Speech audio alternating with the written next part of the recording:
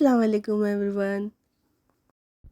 आज हम एक नेक का डिज़ाइन बनाने जा रहे हैं, जिसके लिए हमें सबसे पहले पेपर कैनवस के ऊपर हमारे नेक की चौड़ाई मार्क करनी है। यहाँ हमने 3 इंच चौड़ाई रखी है। उसके बाद नेक का डिप यहाँ हमारा 7 इंच है और इसके बाद हमें 7 इंच से 2 इंच के ऊपर यानी 5 इंच के ऊपर एक मार्क बनाना है और 14 इंच के ऊपर एक मार्क बनाना है। अब हमें इन सभी मार्क्स के ऊपर दिखाए गए तरीके से लाइंस ड्रॉ कर लेनी है। लाइंस ड्रॉ कर लेने के बाद हमने जो 5 इंच वाली लाइन ड्रॉ की थी उस पे हमें 1 इंच का मार्क बनाना है। इसके बाद हमें 5 इंच वाली लाइन से 14 इंच वाली लाइन को हाफ में डिवाइड करना है और यहाँ एक मार्क लगा लेना है। इसके बाद इस मार्क पे हमें 2.5 इंच का एक और मार्क लगा लेना है। फिर हमें जो 5 इंच वाला स्क्वायर है उसमें राउंड नेक ड्रॉ कर लेनी है और जो नीचे वाला स्क्वायर है उसमें पेटल शेप का नेक ड्रॉ कर लेना है। इसके बाद 1 इंच का मार्जिन रखते हुए हम इस नेक को कट कर लेंगे। इसके बाद हम इस नेक को पेपर की दूसरी साइड पर ट्रेस कर लेंगे और एक्स्ट्रा फैब्रिक पे इसे कट कर लेंगे। और फिर फैब्रिक की एजिस को अंदर की तरफ फोल्ड करके हम इसे स्टिच कर लेंगे, जैसे हम हर आर्म नेक में करते हैं। अब हमें कुर्ती की राइट साइड पर नेक के सेंटर को और कुर्ती के सेंटर को अच्छी तरह से मैच कर लेना है और इस पे पिन अप कर देना है। अच्छी तरह से पिन से सिक्योर कर लेने के बाद हम इस पे स्टिच करेंगे। नेक की जो हमने शेप ड्रॉ की है उस पे हमें आराम आराम से और फिनिशिंग के साथ स्टिच कर लेना है।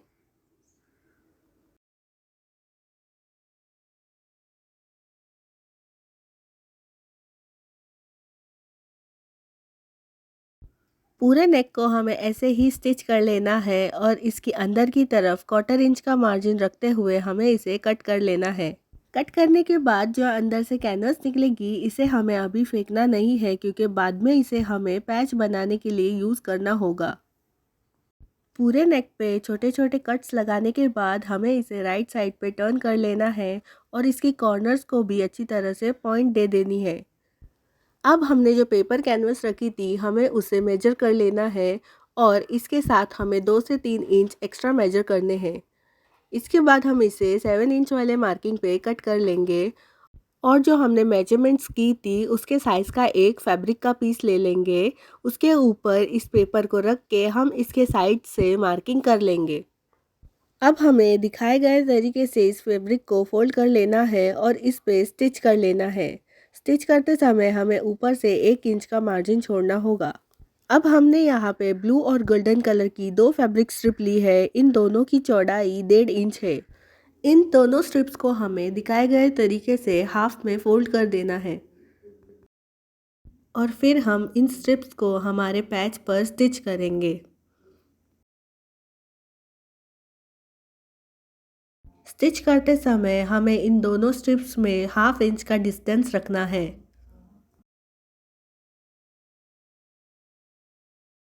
इस तरह हमें यहाँ एक ब्लू फिर एक गोल्डन फिर ब्लू इसका सीक्वेंस बना के यहाँ पे स्ट्रिप्स को अटैच कर लेना है।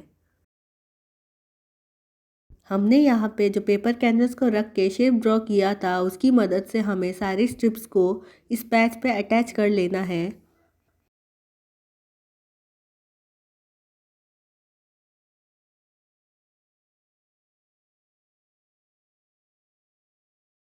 सारी स्ट्रिप्स को हमारी मार्किंग पर अटैच कर लेने के बाद हमारा पैच बनके रेडी हो जाएगा।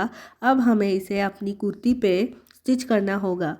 इसके लिए हमें कुर्ती की राइट साइड को एक फ्लैट सरफेस पे रख देना है और फिर इसके शोल्डर्स को मेजर कर लेना है।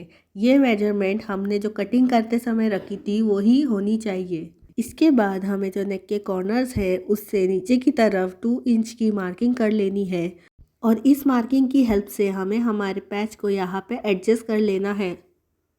पैच को अच्छी तरह से सेट कर लेने के बाद हम इसे मेजर करके चेक कर सकते हैं कि हमारे नेक की मेजरमेंट करेक्ट आई है या नहीं। इसके बाद हमें इस पैच को पिन्स लगा के सिक्योर कर लेना है। इस तरह से पैच लगाने के बाद हमारा कोई भी गला परफेक्ट बन के रेडी हो जाता है और वो कभी भी फैलता या छोटा नहीं बनता। पैच पे अच्छी तरह से पिंस लगा लेने के बाद हमें इस पे किनारी की स्टिच लगा लेनी है।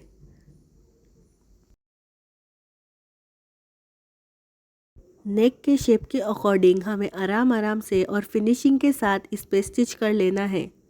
स्टिच करते समय हमें ये ध्यान रखना है कि हमारा पैच फ्रंट और बैक दोनों भी साइड पे अच्छे से फ्लैट हो। नेक में जहाँ हमारा पैच ख़त्म हो जाता है वहाँ हमें रिवर्स स्टिच करके इसे सिक्योर कर लेना है। हमारे नेक पे पैच लग के रेडी हो जाने के बाद हम इस पे लेस अटैच करेंगे। इसके लिए हमने यहाँ गोटा लेस यूज़ किया है।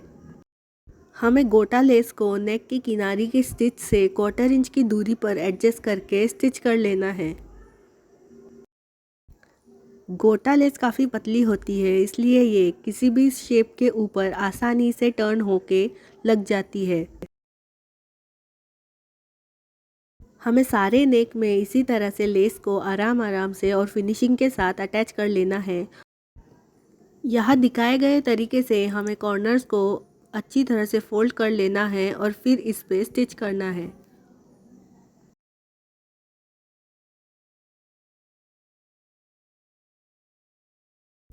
पूरे नेक में अच्छी तरह से लेस लग जाने के बाद हमें इस लेस की दूसरी एज पे भी स्टिच कर लेना है।